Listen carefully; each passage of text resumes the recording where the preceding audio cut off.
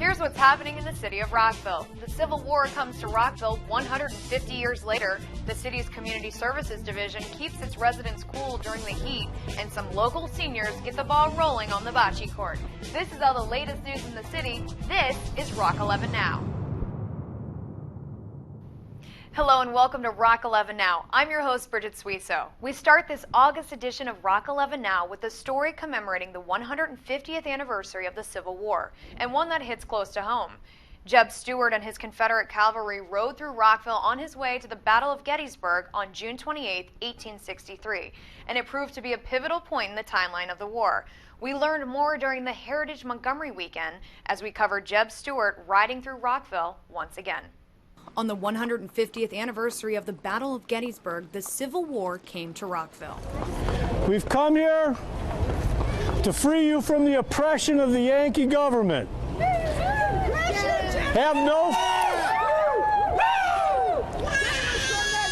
On June 28, 1863, on his way to the Battle of Gettysburg, Confederate General Jeb Stuart's cavalry rode into Rockville. The federal authorities have to understand that they can't come to Virginia and arrest civilians. This war is between soldiers, and the men that they're holding are not soldiers.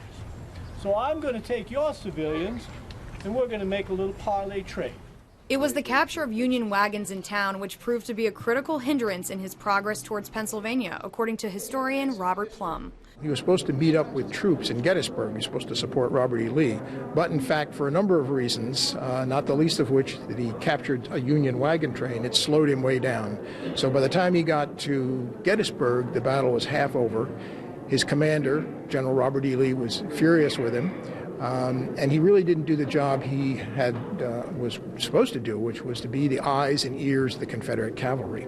So he got there late, and many people in the South said, well, the reason the South lost the war was because Jeb Stuart wasn't there to do his job of gathering intelligence. The Heritage Days weekend, sponsored by the Heritage Tourism Alliance of Montgomery County, consisted of countywide events, reenactments, and lectures giving residents and visitors an interactive glimpse into our region's history.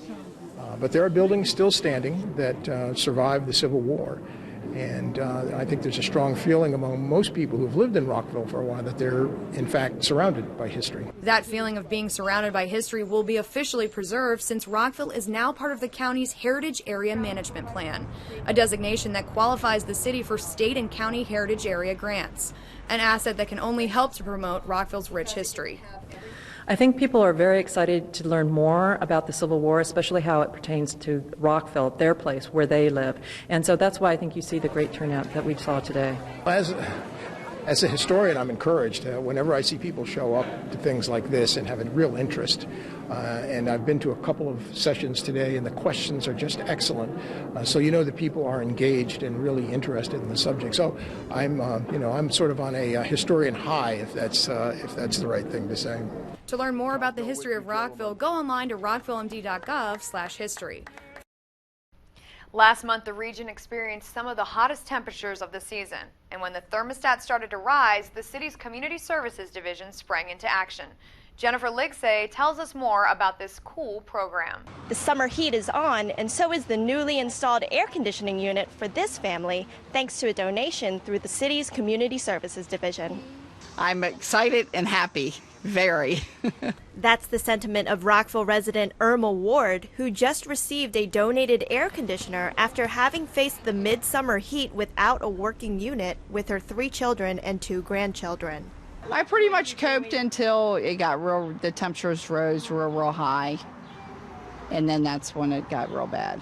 In an effort to help residents like Ward beat the heat, Rockville's Community Services Division has a donation program for families in need.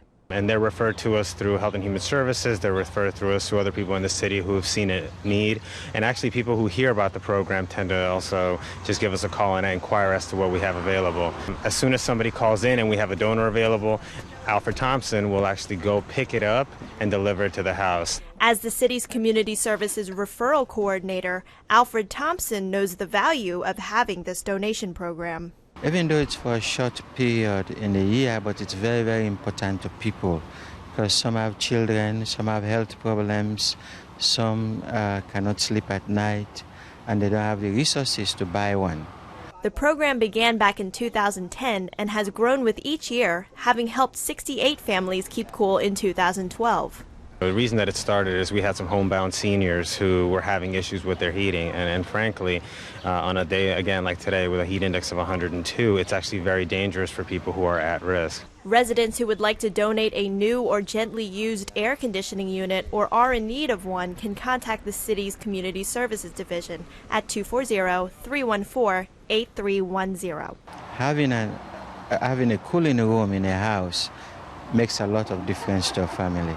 We're very blessed to have some excellent donors in the city, and the ones that have been able to donate multiple units have really helped families out that otherwise would be suffering through some of these temperatures. I really appreciate it, and I really appreciate Rockville's help. Now for our regular segment where we introduce you to some interesting Rockville residents. Rosie Osnodi tells us about how one neighbor is going for the gold in more ways than one. Hi, this is Rosie Osnodi with the Meet Your Neighbor segment. Being active is paramount to staying healthy. For one Rockville resident, being active in her pool and community has been an integral part of her life. Well, swimming is really a great stress reliever. I mean, I am so blessed that I can do this. I'm very grateful. Well, swimming has always been an important part of Jean Brady's life. It was not until recently that she began to swim competitively. In the 40s, you did not have swim teams or coaches or did a lot of swimming in lakes. So I was always a swimmer from the time I was a kid, but never thought of competing. And I had a lot of endurance, really. A relaxed swimmer, I guess is what I always was. So it was until, and then when the kids were little, we'd be here at the pool. And so I'd swim in the 15-minute breaks all the time. I had some very close friends that had been in competition in the National Senior Olympics, and they were encouraging me for years to try it. So I finally did in 75, and I took all the gold. Ms. Brady became a member of the Rockville Swimming Pool in 1969, and while she started competing at the National Senior Games in 2009 and has earned 16 medals since then, for Ms. Brady, staying active is more than just a hobby. It's a way of life. And so it's just a goal that you have to, if I can do a mile 5 times a week, that's a good goal. And it's just healthy living. One thing I think that if staying active when you're older is so important for your health, and swimming is something you can do with the least damage to your body, and it's just a great exercise. And we're very fortunate here. We have 2 indoor pools, the outdoor pool, so we have the Rockville Senior Center, just wonderful city. When Ms. Brady is not in the pool, she's busy staying active in the community through volunteer work. She was a longtime activist in local housing, elderly, and other pressing social issues. Through her volunteer work, Jean was the catalyst behind Victory Housing, Inc.'s opening in the early 80s, and also helped raise funding for Raphael House and Mary's House in Rockville. So I was a stay-at-home mom, and a full-time volunteer. But I had a phone in the basement where I could do my volunteer efforts while I washed clothes and folded. I guess I always felt a commitment to the poor and people in need. And I worked for our church group at St. Mary's for years, and I did a program for seniors. And then I finally went to the Rockville Senior Center, and I chaired that commission for 2 years, I think, and it was at the time they were getting the school for the senior center. Ms. Brady's commitment to volunteering stems back to when she was younger. Well, I guess it was really a faith commitment that pushed me along, and there was, my father was, worked for the shoe Endicott Johnson Shoes in Johnson City, and they were very good in a lot of ways, but wages were very poor. So I always had this sense of trying to make life equal for people and opportunities. Always for the underdog, I guess. There's so much need out there, and something is just small things you have to do. It's, you can give rides to people to church or for the senior commission, and the city has different programs that volunteers can take part in that. I just think, I've been very fortunate in life, and I think you should share your blessings. For Rockville 11, I'm Rosie Osnodi. The city recently hosted visitors from Rockville's sister city, Pinneberg, Germany. Jennifer Liggsay tells us how the exchange showcased the talents of our international guests. It was a night of song and dance in celebration of the diverse community that makes up Rockville. We're showing that tonight, not only in the performers, but our audience is multicultural. We have folks I've already seen that have come in. Seems like they're from many different countries and backgrounds. Among a Chinese dragon group and gospel singer Josh Somerville in the program were 2 dance groups, the Finest Performance Foundation's Impact, and a special group of visitors from Rockville's sister city, Pinneberg, Germany.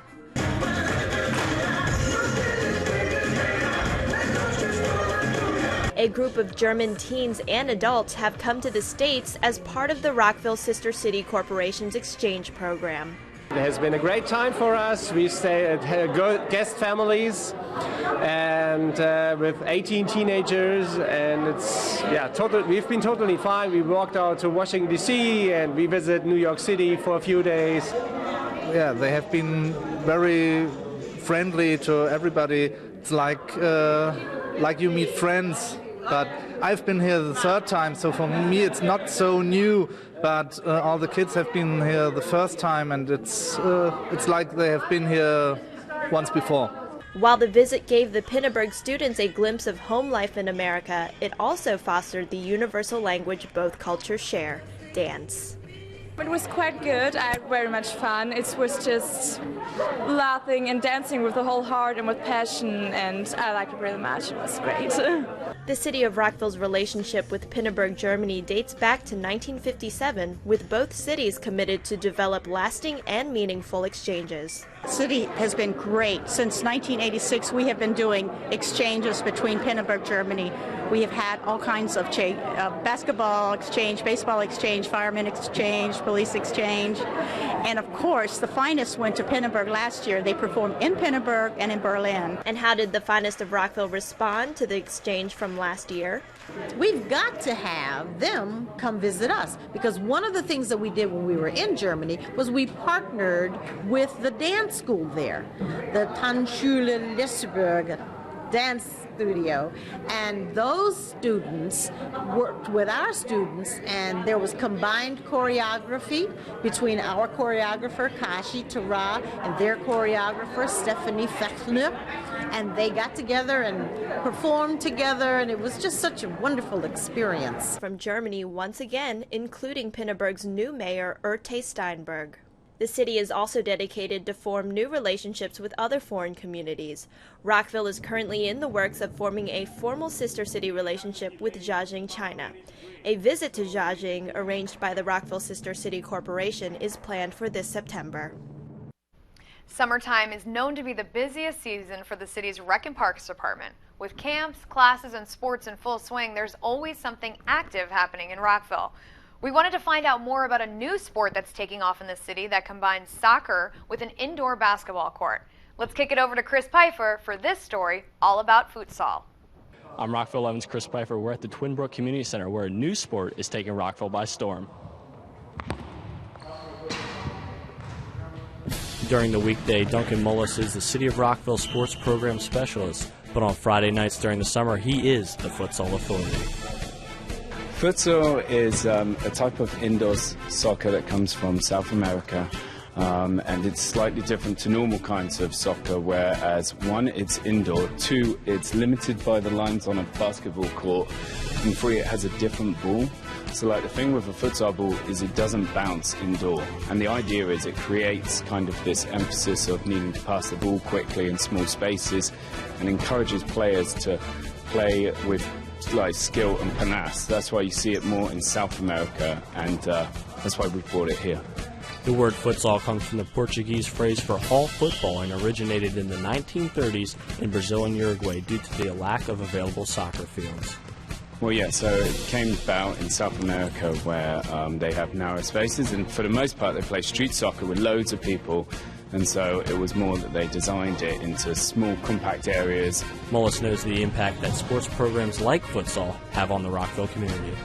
You know, I think it's very important that we offer a variety of sports, and if you look at all the different sports that we offer, we're trying to branch out to all members of our community, from individual sports like badminton, tennis, table tennis, to team sports like your more traditional American sports like baseball, softball, to now, new sports, which is popular in other parts of the world, to try and encourage them to take part, and that's why this sport has been so popular. To learn more about futsal in Rockville, go online at rockvillemd.gov/futsal. From the indoor futsal court to the outdoor bocce ball court, some local seniors are taking the game of bocce seriously while having fun at the same time. Ali Keba has more from the Rockville Senior Center. That's right, Bridget. We're here at the Rockville Senior Center bocce ball court, where players are taking part in a game that dates back to ancient Roman times. And as we found out, it takes concentration, strategy, and a healthy competitive spirit. Bocce is a game that developed actually in a little bit different form in the Roman Empire. The game is played by two teams. Each team has 4 balls. You try and get your 4 balls closer than the other team's 4 balls. It's a game that involves skill, strategy, and there's always some luck involved. They say Rome wasn't built in a day, and so the bocce group practices twice a week to hone their skills. About 3 years ago, Kathy said, we're playing bocce. And I said, what's a bocce? And she said, come out and play with us and see if you like it. And I did, and I was horrible and couldn't figure out where to put the ball or how to throw it. And I've learned to really like it because it's a competitive game, but it's a fun game, and everybody gets along. An uncomplicated game, all you need is a Polino, 8 balls, and balance between force and finesse on the court. It's just like bowling 10 pins or duck pins. You just try to hit that ball, and then you see how the balls are lined up. And if you want to knock out an opponent's ball or get closer to the Polino, just depends on the lay of the balls. It gets me out of the house. It gets a chance to meet new friends and meet old friends, and it's fun. The popularity of bocce is a testament to the game and also embodies the active spirit at the Rockville Senior Center. It's fun, good exercise. You meet a lot of nice people and make good friends, and it's been a lot of fun. I enjoy playing the game. I enjoy the camaraderie we have with all the people here. That's my reason why I'm coming out. It's just fun to be with everyone, and we have a ball. It's a game anybody can play, which is one of the things that makes it so much fun. Anybody can play it. It takes a short time to develop some skills, and you'll have a lot of fun doing it. Think you might be interested in bocce? It's time to get the ball rolling. Head over to the Rockville Senior Center, where you can sign up for bocce or one of the many other activities available every week. For Rock11 Now, I'm Ali Keba. Every year, the city promotes local musicians through its Free for All in the Park series, providing evening concerts in different neighborhoods throughout the summer. Michelle Davidson explores one recent concert.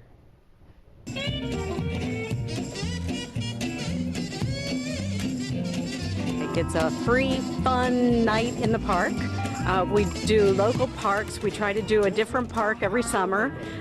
We have between 4 and 6 events during the summer. And it's just sort of a come out and play for the kids, for the adults. This free-for-all in Calvin Park was just one of the many events this summer featuring live music. The band Bumper Jacksons was happy to be part of the music series. We are an early swing band, and we're going to be doing a mixture of Western swing, ragtime, traditional jazz, and early country music. The Bumper Jacksons combine traditional and handmade instruments to create their unique style. We have the instrumentation actually as a Western swing band. We have guitar, bass, drums. Actually, it's a suitcase apparatus that Dan Cohan created. We think it's wonderful that the city of Rockville has these music programs where everyone can come out, relax in your neighborhood, and listen to great music. I think it's wonderful when music happens in just public spaces for free for people to come out. I think it's wonderful. People can just walk over with their children. Not everybody can haul down to the Kennedy Center on a summer night and see a show, so we're bringing the show to them. For more information on arts and entertainment in the city, go to rockvillemd.gov/arts. For Rock11 Now, I'm Michelle Davidson.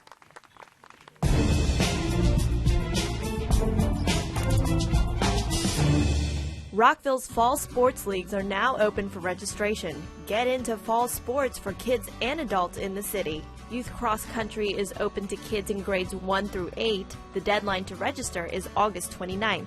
Boys and girls from preschool to 8th grade can register for a co-rec soccer league. The deadline to register is August 30th, with league play beginning on September 21st. Adults can get in on the action too. Join as a single player or recruit friends to create a team. Here's what's available for adults this fall. Co-rec badminton is open to those 16 years and older. Co-rec volleyball and women's volleyball for those 18 and older. Co-rec softball and men's softball for ages 18 and up. The city's table tennis club for those 16 and older. Sign up to be a member for the season or pay to play each week for a drop-in session. Adults can also register for the 38th annual Rockville 10K 5K that's happening on November 3rd at 8:30 a.m. Deadlines to register vary depending on the sport. For further details on scheduling, fees, and other information on each sport, visit rockvillemd.gov/recreation/sports or call 240-314-8620 and sign up today. We wanted to remind you that it's an election year for Rockville's mayor and council. Here's what you need to know, including some important dates. Friday, September 6th is the deadline to file as a candidate.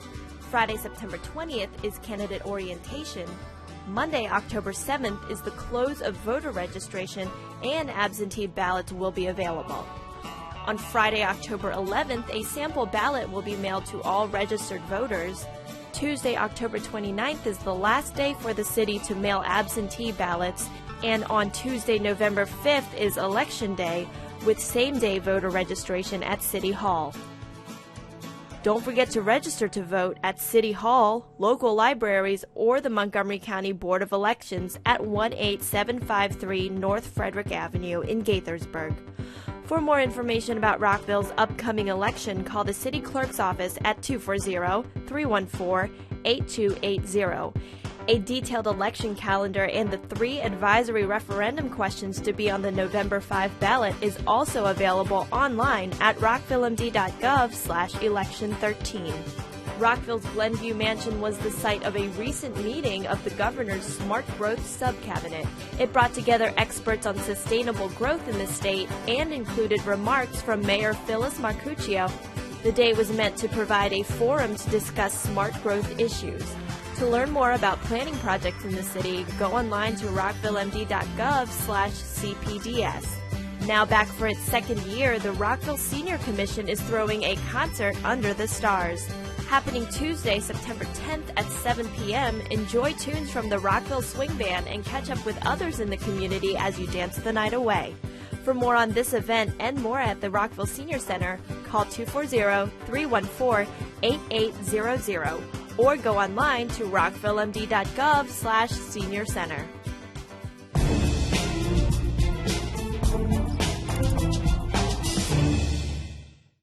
I'm Rock11 Now's Jennifer Ligstay, and we're covering the Rockville Rotary Twilight Run Fest like never before. It's the 28th year of the race that happens right in the community, and it also gets back to the community by benefiting the Rockville Youth Recreation Fund and the Rockville Rotary Club Community Grants Program. I'll be participating tonight in the 8K along with other members of the Rock11 team. But first, I want to send it over to Chris Piper for more on the race. Thanks, Jen. Tonight's series of races features the 8K or 5-mile race, preceded by the wheelchair division and followed by the 1K fun run. And the whole night is capped off with live entertainment in Town Center. To bring you inside the race, I'm going to be wearing this GoPro. Everything I see tonight, you're going to see as well. Now, we wanted to talk to a few runners to get their thoughts on the Twilight Run Fest. A friend of mine that I work with told me about it, and he said, hey, come on and run it. So my daughters are with me, and they're doing the Fun Fest down there, and we'll see what happens. I think this one, because it's a nighttime race, I think it's great summertime, no sun on you, and you should feel a lot better than when you're out on the track and it's burning up hot, and there's nothing better than cooling temperatures and a better run. I think it's a wonderful, wonderful community kind of event, and it's a part of Rockville. I've been in this Montgomery County Road Runners since 1988, and we've always had this Twilight run. And I've run it for most of those years, and the entire community is involved in it. I'm here with Betsy Thompson of the Department of Recreation and Parks.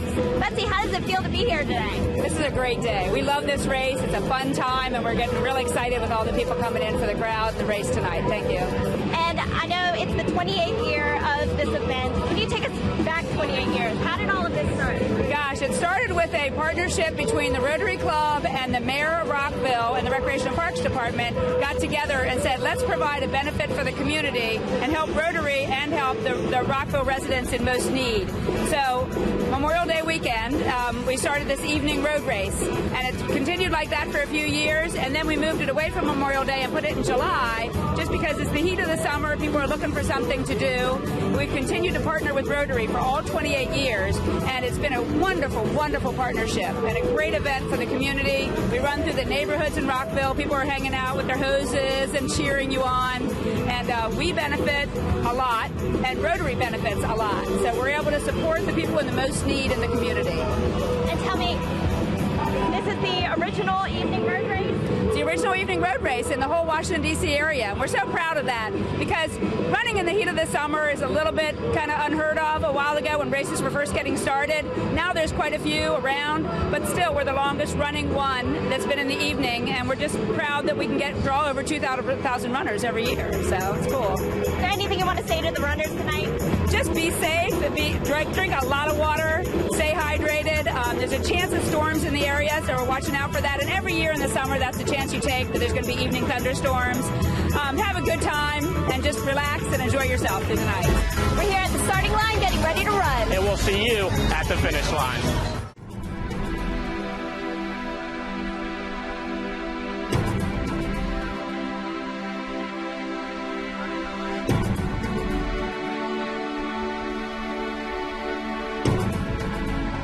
I'm standing here at the starting line where unfortunately tonight's runners won't be able to start. Crews are packing up behind me because the race has been canceled due to the inclement weather passing through. Again, the race has been canceled as everyone's safety is the priority for tonight. We had to shut it down. We have an SHA permit on 355, and it only goes to a certain time, so we couldn't wait any longer. As well as the college, we have a contract with them, so there are some stipulations that to keep it safe and to make sure that everybody gets off of the big roads that we had to shut it down. So unfortunately, we're as disappointed as anybody else. This race has been going on 28 years.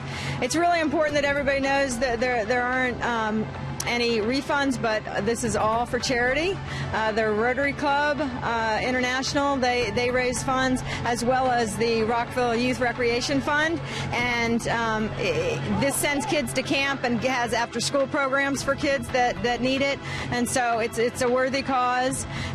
But we can't do this without our partners, Dark Cars and the Montgomery County Road Runners Club, and obviously the Road Runners International. They're wonderful partners, and we're so glad to have them. Is there anything you want to say to the runners? We're sorry. We're as disappointed as you are. We love this event and bringing people together from Rockville and then showing Rockville off. It's just such a disappointment. And come back next year so we can show it off. But unfortunately, this year we just have to keep it safe. Back to you, Bridget. Thanks, Jen and Chris, and thank you to the Rock11 Now crew for all the work that went into covering that night, and to the Rec and Parks Department, Rotary Club, Montgomery County Road Runners, and race sponsors. We know the outcome was disappointing to the runners who were ready to run, but the safety of the participants and staff was the first priority. We wanted to let you know a bit more about how this race positively impacts the community. It's because of the work of the Rockville Rotary Club and the City of Rockville that this race benefits so many families through the Rockville Recreation Fund.